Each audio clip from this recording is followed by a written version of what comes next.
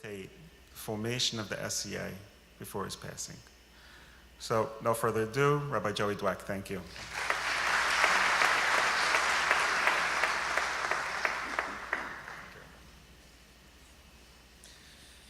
I believe the tribute will be made by Rabbi, by the Rabbanit Amali Labaton. Morai v'Rabotai, Kal Kadosh. It's after Hatzot, so I can ask you, how are you doing? Feeling all right? You look beautiful. You do. It's a great honor and pleasure to see you again.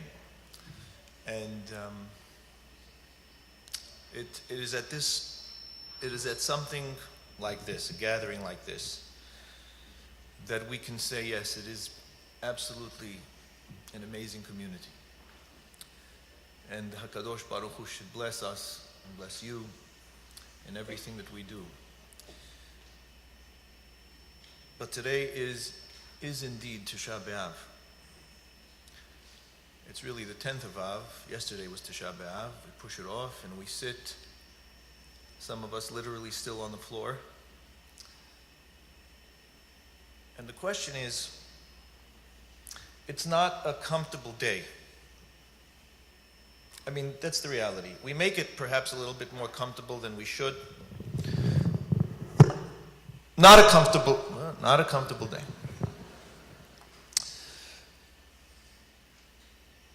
But here's the thing. We're after Hatzot, after midday, and in a short time, relatively short time, we will be praying Mincha. And it is our custom to end Mincha in an upbeat mode. We sing Nakdishach again. We will sing Elecha Adonai Nasati Einai Shema Kol Tahanunai Kegodel Hasdecha. Yeah. So, don't mind the screen. What I wanted to share with you this afternoon, to think about with you this afternoon, is how do we juxtapose those things? When is it happy, too happy, sad? How are we supposed to deal with this day? And so I'm going to make my offering to you. And I make it to you from my heart, hopefully to yours, because it sits at the depths of my heart. And I trust on what the Hachamim say, Devarim Shiotzim min halev, nichnasim el halev, which means simply that things, the words that come from one's heart, enter the hearts of others. And I'm making no qualms about telling you that that's where it's coming from today. Rav Avraham Yitzhak Kohen Cook. He was the Ashkenazic chief rabbi of Eretz Yisrael, not Medinat Israel, of Eretz Israel during the British Mandate, from 1924 until 1935 when he passed away. Hacham Ovadia said about him that he was simply called Hagaon by all who knew him, the genius. And he writes the following. He writes many remarkable things, but this piece is what I want to share with you today. He says this. He says, Tish'a BeAb. And he writes this for anybody who wants to see it inside, and it is worth seeing it in Orot Tish'a BeAb Tetvav. He writes, Tish'a BeAb begins with a return, because that's the meaning of the word. Tish'a BeAb means to return. Tish'a BeAb begins with returning to oneself. Tish'a BeAb begins with returning to one's truest self. And only when one is open enough to return to one's deepest, truest self, they can reach out to God. Because what he calls God in this context is Nishamat HaNishamot, the soul of souls. He then says, this is the case not only for individuals, This is the case for communities, for nations, for the world, which implies inherently that nations have a true essence, that the world itself and humanity has true essence. And the entire endeavor of life on this planet is to achieve the reconnection and understanding of oneself. Because at the end, it is what we were made to be, is it not? There is only one word. There's only one word that the entire creation can be reduced to. 3 letters, and that is Yehi. It's HaKadosh Baruch Hu's first words of creation, and it is simply be. And it's a tough job. You know, it sounds simple. Words, so small. English, only 2 letters. Be. So simple. It's not an easy thing for us to do. We struggle terribly with this, don't we? I mean, if we are in our honest selves, if we begin here, today, in this room, because you're hidden in there, you know. In this room, if we are honest with ourselves, if we allow ourselves to be, now, it is the greatest struggle of our lives, is it not? Being able to be bravely, courageously, wholly, completely who I am, what I was created to be.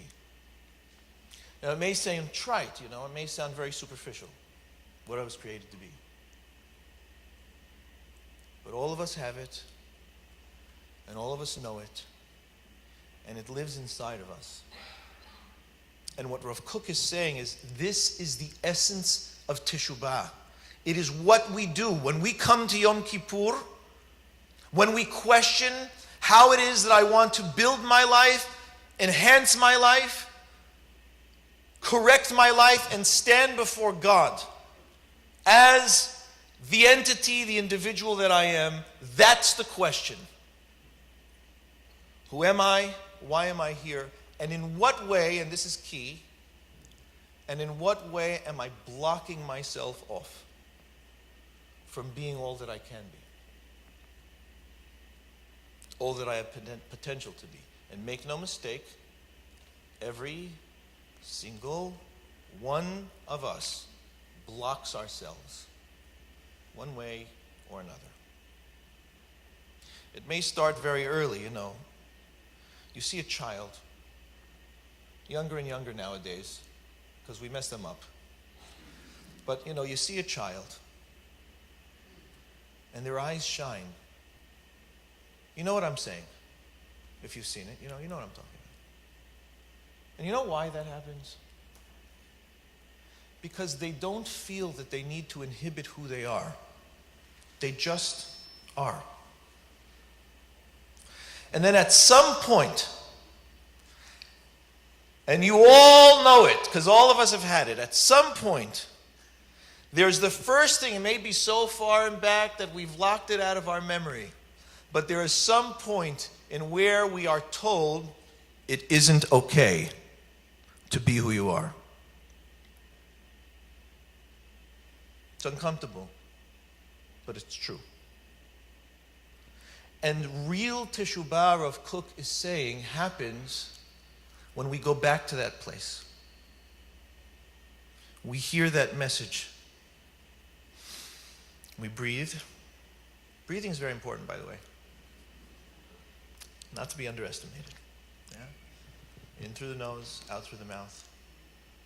You take in from the outside, let it sit, and let it out. You come back to that place where you learned. Doesn't have to be the first time, although it's always better. The further back you can go to, the better. Where you were told wasn't good enough, wasn't strong enough, wasn't brave enough, wasn't acceptable enough, Wasn't what we were looking for. Every one of us has those moments. Every single one of us has those moments. And the question that separates between those who stand strong before themselves in the mirror as they catch their eyes and before God are the ones who are able to go back to those moments and rebuild. As opposed to taking those moments and building a story about ourselves in our mind of how I am not good enough, strong enough, adequate, successful, so on, so forth. Rav Kook says the beginnings of return are return to oneself, because it is that is our access ultimately to any connection to God. It is the aspect of God, if we could say, that was placed inside of us. The Hachamim say, Mishle says, Ner Adonai Nishmat Adam, which means the flame of God is the soul of man. And it burns inside of us. And it burns inside our people. It's why you look so beautiful to me this afternoon. I mean that. I'm not saying that, you look beautiful. I mean it. If you could see my perspective. Kol Bet Yisrael. It's beautiful. How many times throughout history have we been told that we're not acceptable? That we're not good enough, that we get in the way, that we're a mess of a people, that we are the spawn of the devil. You think that doesn't do something to a national psyche? Do you think that a people does not harbor those messages throughout 2 millennia of history? We sit here today as individuals, and we sit here today as the members of a nation. And they are not contradictory. Because the strength of the nation is dependent on the strength of the individuals that make it up. And so we need to think about that. And this is the thing. Today is the day to think about that. Because Yom Kippur is one thing, where we need to look and see what things need to be adjusted. But Tish'a BeAb is the only day that doesn't compromise. And what I mean by that is the bar of who we are meant to be, individually and nationally, is not lowered on this day. And that's why it is a day filled with such pain and difficulty. Because we're not lowering the bar to meet the enough or good enough that we might have come to. That's the entire essence of Tish'a BeAb. The bar is not going to be lowered. So when we were in school, we'll pick an example, because probably all of us can find an experience that we've had this, We started out, nursery, kindergarten, we want to be big things. I used to do this in Barkai, by the way. I used to have my 8th graders go into the kindergarten. Sherry hated it. No, she didn't. She accepted. She just said I was doing it all wrong. But I used to bring the 8th graders into the kindergarten. And they asked the kindergartners very simple questions. Mainly, what do you want to be when you grow up? So besides one that said they want to be an M&M, the overwhelming, that's a big thing too, I imagine. Maybe the ones with their hands that dance on the screen. They wanted everyone, without exception, dreamt of great things And not just great things, but being someone who would do something in a world and make an effect. They weren't prepped for this work. Nobody set them up for the questions. And I did it year after year, and it worked without fail. It's an astonishing thing. Without fail. And then you get into first grade and you get your first test. And you know how that goes. And if it isn't first grade, then it's second. And if it's not second, then it's somewhere along the way. Somewhere along the way, you are told, you're given a message, where your bar that you used to have here, well, this is where you met. You see the space in between? What exists here? Pain. Pain. How do we deal with that pain? Well, we deal with it in different ways, but our first knee-jerk reaction in dealing with that pain is this. Because then I'm whole again. At least I imagine so. And that's our biggest mistake. And do you know what Tish'a BeAb is? Tish'a BeAb is, no. Yeah. Come on. And you fall, and you try again. You fall, and you try again. You fall. We cry today not only of the things that we lost. We cry today over the things that we do not yet have. And that's an important perspective. We don't cry today only over the things that we've lost. We cry today over the things that we do not yet have, that we know in our deepest heart belong to us. That it is ours. And it waits for us. It lies in waiting. And it beckons to us. It calls to us. And our response to that call is all the difference in our lives. Because when we hear that call, and every single one of us hears it, we either turn up the volume so it can be shut out, or we stop, we breathe, and we listen, and we pray. Because we know that the only way that soul is going to fill itself in, is going to be all that it can, is when it has help from what Rav Kook calls the nishmat ha-nishamot, the soul of all souls. Where else will it get its strength? Where else will it draw life from? When we call Bet Israel, when we say together, Shema Yisrael, Adonai Eloheinu, Adonai Echad, what we are saying is, Echad, there's only one source. For all of our lives, for all of our successes, for all of our strengths. Look at where we've come.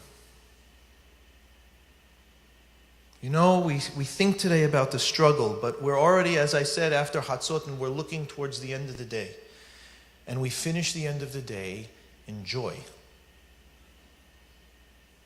In joy. Because we know that this day is what keeps us going.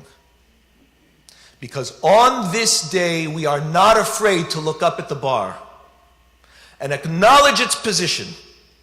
And know that we may not be there, but it's where we're going.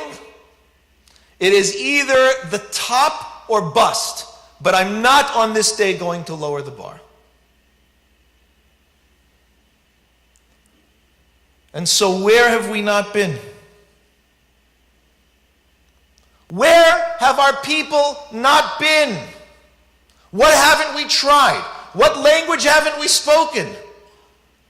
Where on this earth have we not visited and been kicked out of from every corner?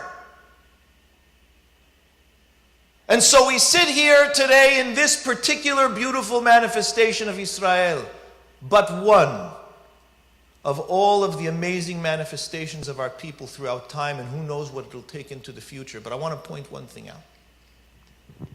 And it cannot go without being acknowledged. Israel. Israel. Israel. Listen to the name. Listen to the name, because that name hasn't been spoken for 2,000 years in any realistic way. Should you question whether keeping the bar where it is meant to be is right and proper, and that we are capable of getting there, listen to the name Israel. We haven't had it for 2,000 years. You know what they called us? Jews. Juden. Yehud.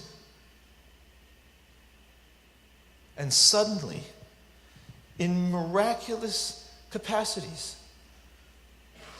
you have this group of our people that call themselves once again Israel, which is our national name. It's the name of our nation, not just the name of our religion. It is the deepest name of our identity. Do you know what it means for us to be able to be here, to sit here and know that we have this place back in our hands once again? And look at what's happening. It's the craziest thing, because when we think Israeli, we don't think Jew, do we? You know what I'm talking about. You know, I'm going to marry a Jewish girl or an Israeli girl. You know what I'm talking about. Don't pretend, what's he talking about? Why is that? Why is that? Why can I think about an Israeli and I realize that there's something there we haven't seen for 2 millennia? There's some interesting aspect of our identity. It's a diverse aspect of our identity we haven't seen for 2,000 years. I mean, what are they at the end of their parents weren't Polish immigrants? They didn't come from Iraq somewhere? Like Iraqi milkman was his grandfather? Where did these people come from? Is it not that an entire latent element of our people is having a resurgence, a revival? Elements of our identity that were shut down completely, ridiculed, stepped on, spit on, burned alive. And what we're watching is the soul of our people flourishing again, blossoming again. If that is not a miracle, I don't know what is. Moshe Rabbeinu come down, split that sea 1,000 times. It would pale in comparison to what you and I see getting off a plane at Ben Gurion Airport. Make no mistake. That is the flow of what Rav Kook calls the Nishmat and Neshamot.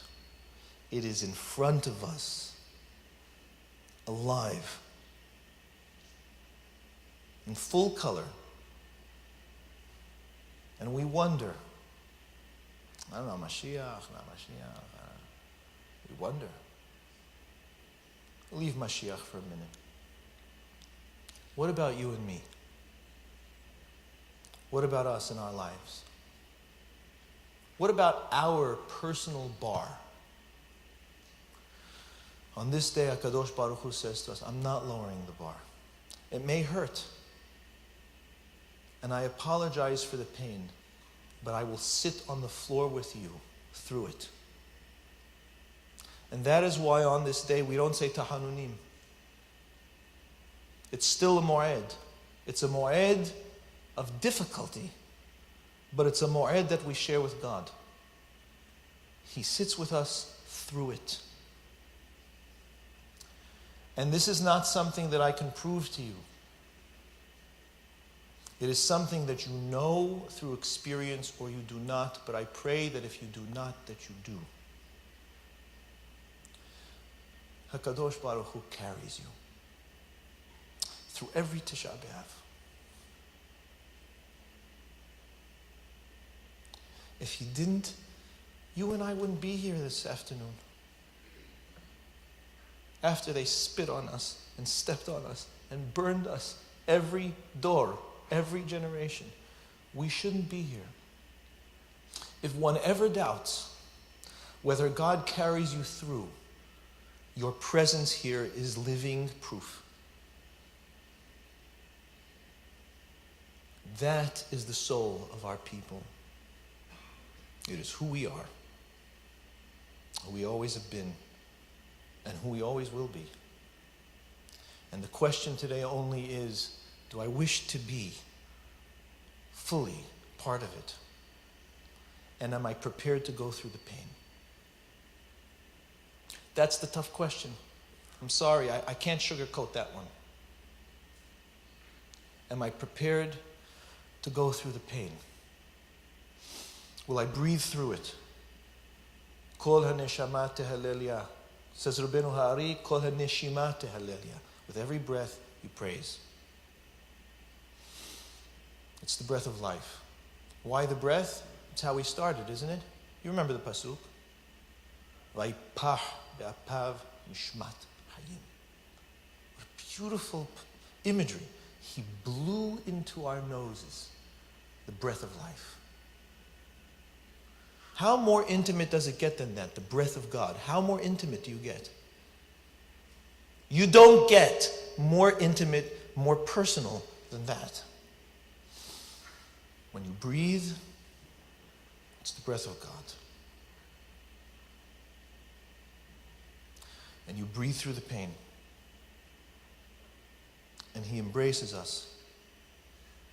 And this is why there's this amazing story in Masechet Kiddushin. Rabbi Yohanan. Rabbi Yohanan was amazing. Rabbi Yohanan. He used to stand up for old people, but that was no big thing because it says in the Torah you're supposed to stand up for old people. But the students had an issue because he would stand up for goyim that were maybe even worshipping Avodah Zarah. Now this is Rabbi Yohanan. Rabbi Yohanan, the author of the Talmud Yerushalmi. He was big, okay? Say the least. He is standing up melokoma. Not one of these things, He wasn't doing that. He was melokoma.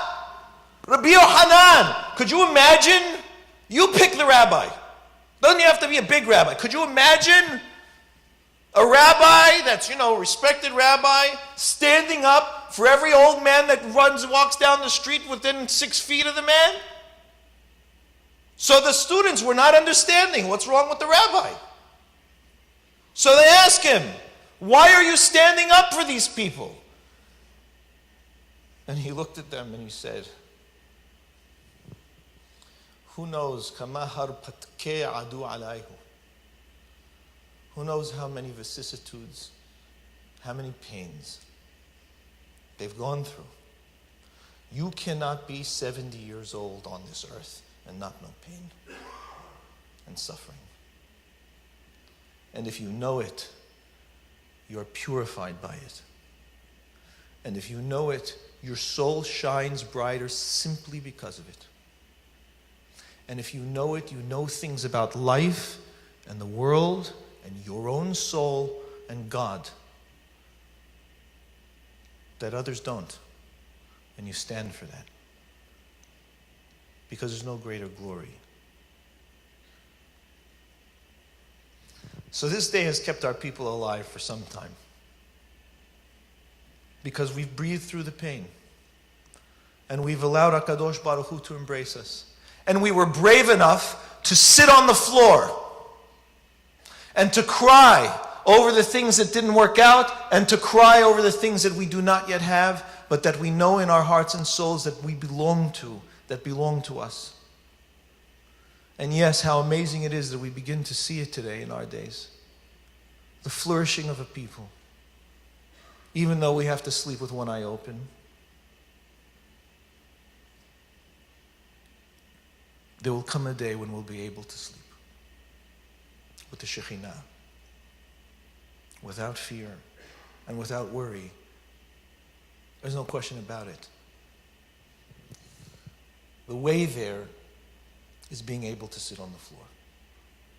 The way there is being able to feel the pain, breathe through the pain, allow for it to be part of our lives. And you know what? And with this I'll end, even though they don't want me to. With this I'll end. I'll take questions maybe if we have time, I don't know. We'll see. But when we allow ourselves to feel the pain, the joys are that much more vivid and bright and meaningful to us.